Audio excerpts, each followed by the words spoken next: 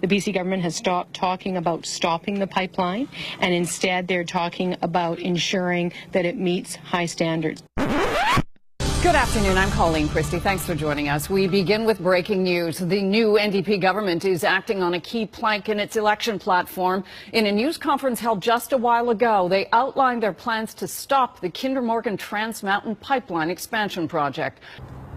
Alberta's economy is under attack. The new Green NDP government in British Columbia has announced that it's going to be spending millions of tax dollars to hire lawyers to sue in order to block the approved Kinder Morgan TransMountain pipeline. A bit of background on this. For 6 decades, we've had an energy pipeline running from Edmonton to Burnaby. If it weren't for that pipeline, the economy of BC's Lower Mainland would pretty much grind to a halt overnight.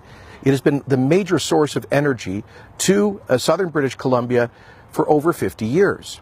Now, Kinder Morgan is proposing to create a twinned pipeline along the same route using the most modern tech and safest technology.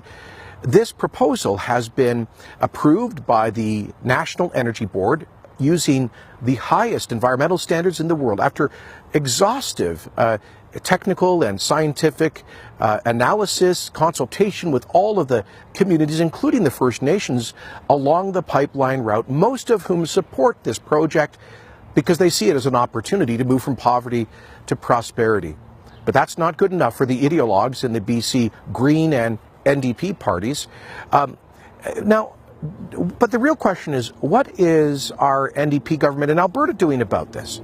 Well, Premier Notley went down to Vancouver a few months back, supposedly to promote support for this twinned pipeline. But she didn't do a single speech, not one interview. She had a few backroom meetings in downtown Vancouver and came back. Now, the then NDP opposition leader, the new NDP Premier, John Horgan, has said that at the meeting he had with Premier Notley, she didn't even try to persuade him, in his own words. So what the heck was she doing?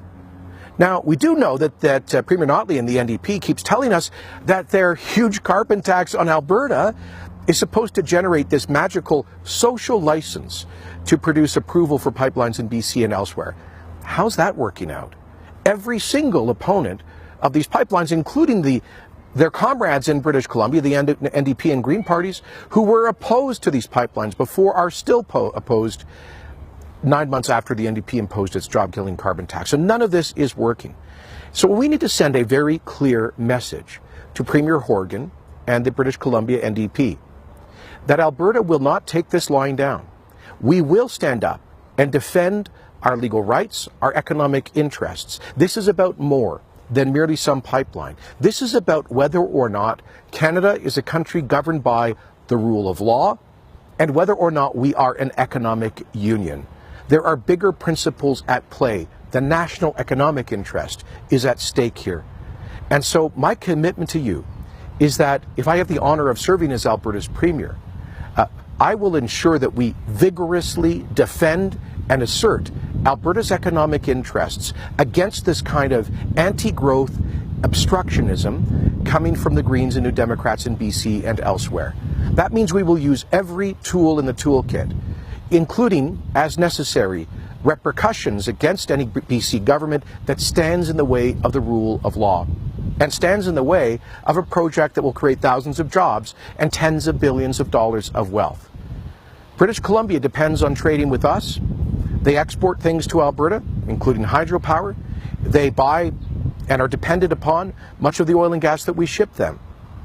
There are many ways in which we can creatively assert Alberta's interests, but we need an Alberta government willing to do so, just like the Lougheed government did against a federal government that harmed our energy industry back in the 1980s.